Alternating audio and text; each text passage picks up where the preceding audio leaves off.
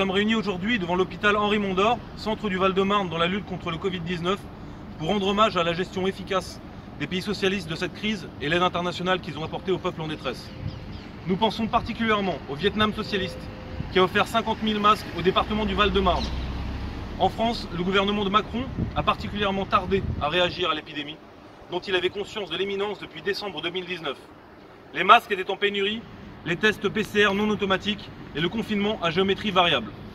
Cette situation n'a pas été améliorée par la destruction lente du service public hospitalier et la désindustrialisation en France, des entreprises pouvant produire les éléments nécessaires pour faire face à la crise en peu de temps.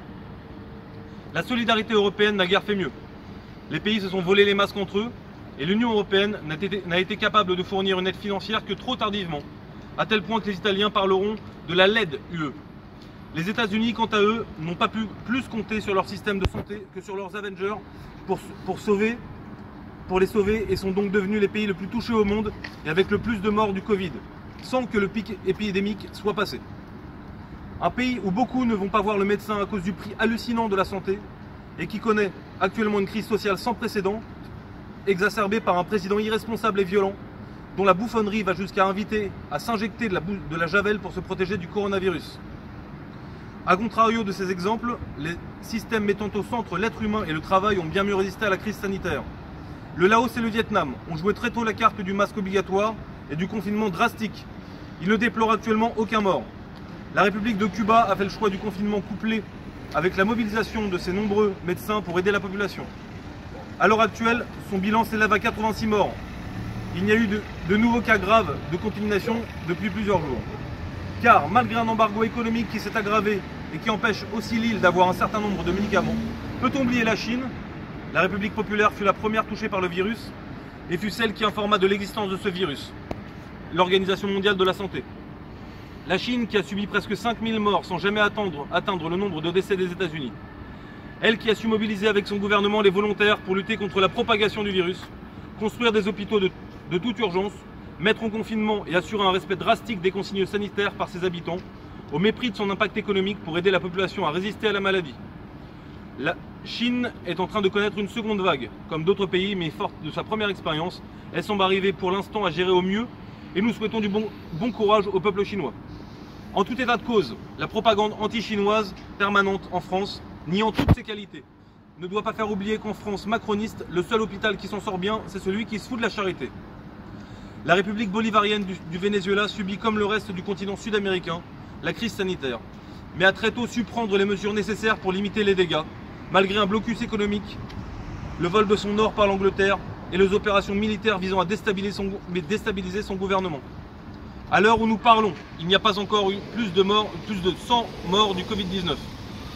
Enfin, l'État de l'Inde du Kerala, dirigé depuis 1957 par les communistes, en mars dernier, c'était encore l'un des États les plus touchés de l'Inde. Mais sa politique de santé publique très volontariste lui a permis de briser puis de renverser la courbe. Citoyens, remercions les pays socialistes qui, là où la solidarité européenne et où la tutelle américaine faisait défaut, un pour tous, chacun pour soi, ont compté parmi les rares pays à activer la solidarité internationale. Un pays comme la Chine a été un moteur de l'aide internationale en envoyant des médecins expérimentés au chevet des pays comme l'Italie, des masques gratuits et en renforçant sa coopération sanitaire avec plusieurs nations comme le Laos et le Vietnam. Ce dernier a envoyé pas moins de 260 000 masques en France. Quant à Cuba, son aide médicale internationale n'est plus à démontrer. Un peu plus de 3000 médecins répartis dans une soixantaine de pays. La petite Andorre a chanté l'hymne cubain pour remercier ses médecins venus l'aider. Ces mêmes médecins sont actuellement avec nos compatriotes en Martinique contre le coronavirus.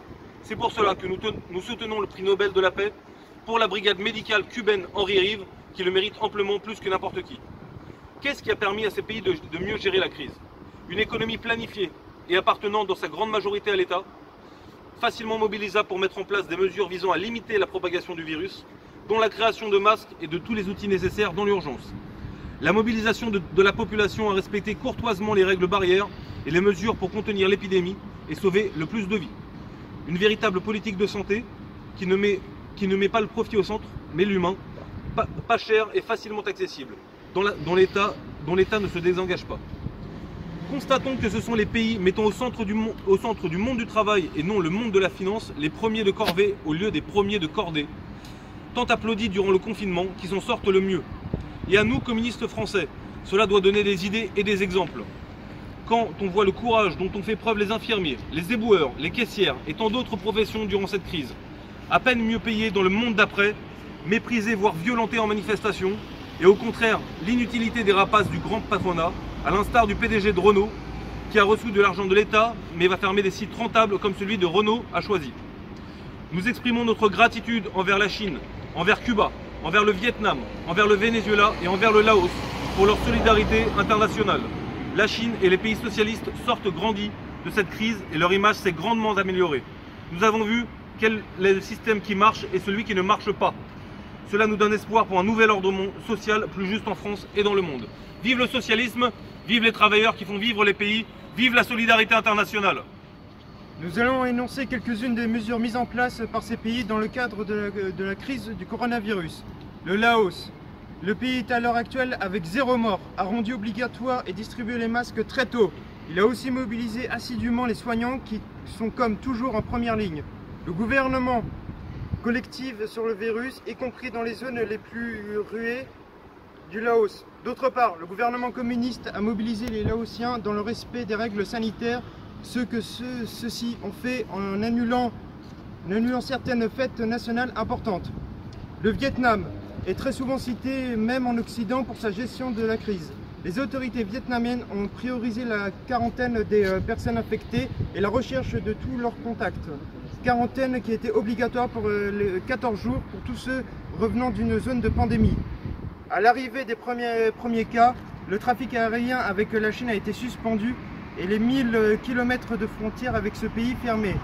Un peu plus de 75 000 personnes ont été confinées et le gouvernement n'a pas hésité à fermer les entreprises non essentielles un temps. Le port du masque est bien sûr toujours obligatoire. A noter que ces prérogatives n'auraient encore une fois pas pu être possibles sans la mobilisation du peuple en adéquation avec ceux qui prescrivaient sa direction. Cuba. Là où la plupart des pays de l'Amérique latine ont ravagé, dont le Brésil de Bolsonaro, l'île de Cuba socialiste a réussi à maîtriser le virus. Cuba a procédé à un certain confinement et a fermé les écoles, de même qu'un certain nombre d'entreprises, sauf les plus essentielles au pays. Les frontières ont bien sûr été suspendues, y compris pour le tourisme, alors qu'il s'agissait d'une énorme source financière pour l'île. Les transports publics ont été suspendus et l'usage du masque dans les rues obligatoire. Pour ceux qui connaissent Cuba, socialiste, vous savez que Cuba a de très nombreux médecins et très bien formés, qu'ils ont pu mobiliser durant cette crise à l'intérieur comme à l'extérieur du pays, et qui, comme chez nous, ont été chaleureusement applaudis par la population. Cuba a aussi diffusé un médicament du nom d'interféron limitant les symptômes du Covid-19. La Chine a, comme nous le savons, tout mis en place un confinement et de la quarantaine dans plusieurs villes chinoises. Afin de lutter contre le coronavirus, le gouvernement chinois a mobilisé jeunes étudiants, ouvriers, intellectuels et soldats. Des hôpitaux de 500 000 places ont été créés en 10 jours. Toutes les nouvelles technologies, drones, téléphones portables et autres ont été utilisées pour maintenir la discipline d'urgence. Les masques étaient de rigueur et fabriqués en grande quantité. La Chine, à l'instar de Cuba, a envoyé son aide médicale partout dans le monde et en a profité pour renforcer sa coopération avec plusieurs pays, notamment au niveau sanitaire. À noter qu'on avait reproché à la Chine la consommation et la vente de certaines viandes qui semblent avoir été limitées drastiquement depuis. Sans oublier, et c'est tout à son honneur, que les chercheurs chinois cherchent activement un vaccin contre le Covid-19. À tout début de la crise, la République bolivarienne du Venezuela a mis 23 de ses États en quarantaine. Le gouvernement a joué la carte de la prévention grâce à la plateforme Patria, un site internet où les Vénézuéliens pouvaient rentrer leurs symptômes, adresses et renseignements et recevoir la visite d'un médecin à titre préventif, suivi de ce qu'on appelle le porte-à-porte. C'est grâce à cela que la révolution bolivarienne a pu longtemps maintenir l'épidémie que toute l'Amérique latine subissait la première vague. N'oublions pas les tests PCR gratuits et les suivis des patients. Kerala. Cet état de l'Inde a depuis plusieurs années parié sur un système de santé de qualité, à tel point que l'espérance de vie de ses habitants est la plus longue du sous-continent. Le Kerala, bien avant la crise, a connu une forte augmentation de ses entreprises pharmaceutiques. Il est même à l'avant-garde en médecine biomédicale en Inde. Lors de la crise du Covid-19, les dirigeants communistes du Kerala ont déclaré l'état d'urgence fermé les écoles et interdit les rassemblements, même religieux. Une quarantaine avec un réseau de vieilles du voisinage ont été mises en place. Le gouvernement Kerala a lancé une campagne Break the Chain pour lutter contre les fausses nouvelles liées à l'épidémie.